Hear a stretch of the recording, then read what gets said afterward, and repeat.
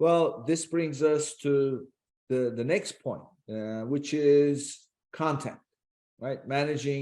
Producing and managing the content. So I want to start with a technical question on the content. So if I'm a seller and I have my own brand, the first thing I do is I get my trademark done, at least the application, if not the whole trademark, and then I get it on brand registry. I create my brand registry account and put my trademark there, and then switch and create the Seller Central account.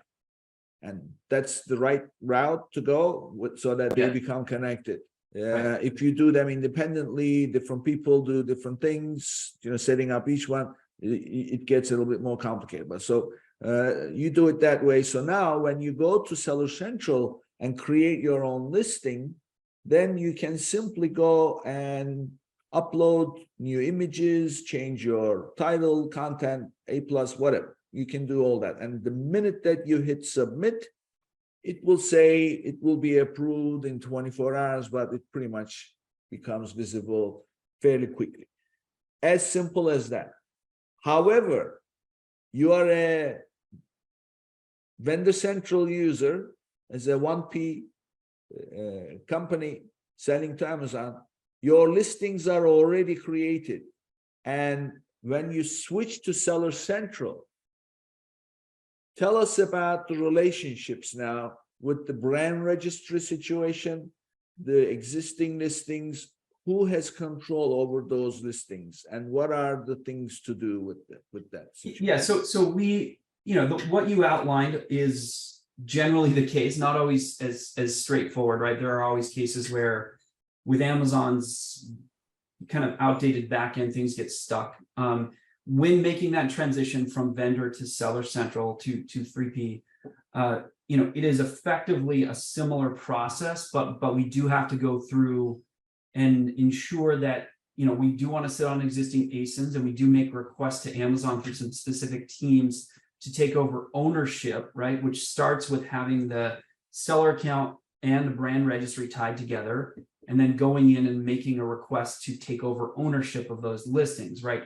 Sometimes that takes a little bit of time, but we always involve, Amazon in that. It's often the case where that happens in a little more straightforward, simpler way because of the connection with the brand registry. But there are other cases where we have to fight with Amazon a little bit, and we always do end up getting control over that before. You certainly don't want to create new listings. We want to take over those existing listings and lean into that existing momentum. But that is the process, right? Is to make sure that that seller account and the brand registry are tied together, and then you're going through and taking over ownership over those listings so that you can update the listings in all the ways that are necessary. And this is, there are some practical considerations for brand here that these questions sometimes fall through the cracks, Nick, which is, we think about this in parallel track. We think about it sort of operationally and from a marketing standpoint, right? From an operational standpoint, there's nothing preventing you as a seller showing up, right? You can open your seller account, right? You can create a listing against an existing ASIN, right? So you can create a listing against your own branded ASIN, right? So you can be creating your FBA plans, replanning inventory, getting ready to send product in. So you can essentially be selling, right? So when we help brands to manage the transition to avoid interruption from 1P sales to 3P sales, so many brands are terrified, right? That demand, it's gone, right? So it's going to evaporate and that there's going to be no sales.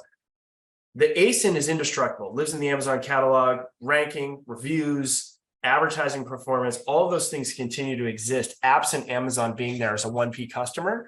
And so if you are there with inventory ready to go, right, you can experience very little loss or interruption on those ASINs, continue to sell into them. And then what we're doing is all those things that Andy just laid out, which is on a parallel track. We're taking over that ASIN. We're thinking about an optimization plan. We're bringing that up to parity with a brand's, DTC presence elsewhere. All of those things that you need to do to take control of it. Yeah, I mean, this is another easy situation to deal with, because the listing is there. I mean, as you put it, ASIN is indestructible, and ASIN is attached to the UPC. So therefore, you're not going to create another ASIN with the same UPC. So it's the same one. So you can simply go search that ASIN in the product listing search, it will come right up, and then you simply create your own listing. And then in the process, while all this is going on, and then you start your ship your inventory and sales, and you simply work on taking control of that listing to update the content. It's another easy way to start. You know, there is another scenario that I've come across several times. There are duplicate listings. So, and Amazon loves hearing from sellers, and of course, brands are the ones that will get the most out of this, is if you find those duplicate listings for the same product, then you can ask Amazon to merge them. And when they merge, then obviously, so if you have, let's say you're selling New York Giants t-shirt, jersey, and you've got one listing here, another listing there, another listing there, each one has 5-10 sellers. Once you merge those ASINs, they will all come under one. And then if you are the brand owner, then you'll obviously have domination over it, right? Mhm.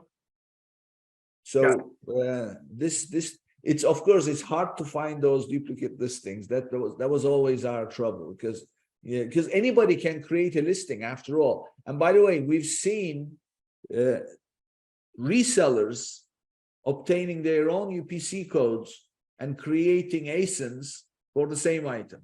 So you really need to be on the hunt for it. Yeah, and I think, Nick, like from the very beginning of the marketplace model, right, Amazon introduced, you know, an ASIN, right, which then allowed people to put multiple offers against the same, effectively the same item. You know, unlike eBay, it has been a little bit more, it's a cleaner marketplace in terms of not having so much of that issue. And I think what we've seen over time is there's definitely more and more movement toward requiring UPC codes to prevent those duplicate listings. There is still cases where there are still cases where, you know, unauthorized resellers try to get around, you know, that requirement by creating a duplicate listing, and then, you know, there is a process to merge those and, you know, monitor and merge and squash those. And but, you know, fortunately, again, Amazon has been pretty good about, you know, kind of over time making that less of an issue. But certainly when that comes up, you know, find those, merge them, or frankly, generally the duplicate ASIN is not a great quality, and so often it's better to just kill them off and report that to Amazon as a duplicate. So, you know, those are case by cases, but yeah, I mean, certainly it's a good thing it's not a bigger problem. I think that's been better over time than it used to be. Yeah. And like a lot of times for us, Nick, that issue will get sort of teased out in this product analysis, right? Which is when we're looking at the channel, right? And we'll say, okay, let's understand what you did on a vendor basis, right? What products did you sell, sales mix, how many units, right? Because you don't always, as a brand, necessarily, we don't always advocate for, let's just do exactly what you did, right? For example, we might say the long tail sales, not worth it, right? Like, let's focus on the 80-20, what's driving most of the revenue, right? Then a big issue that always comes up is, well, what are returns going to be like if I go from 1P to 3P, right? Many brands may have return issues. And this issue that you just touched on, duplicate ASINs, wrong products sold against right UPC, might actually be, for example, the driver of a lot of these return issues, right? You might have products coming back from sellers that were just the wrong product that the consumer, you know, got. They did not get what they thought they were ordering. This is one of those drivers, right? And so we'll look at that and we'll say, okay, these are some of the things we need to consider during this transition. If, you know, if that is going to be an issue, or if it was an issue previously, what are we doing to mitigate it going forward, right?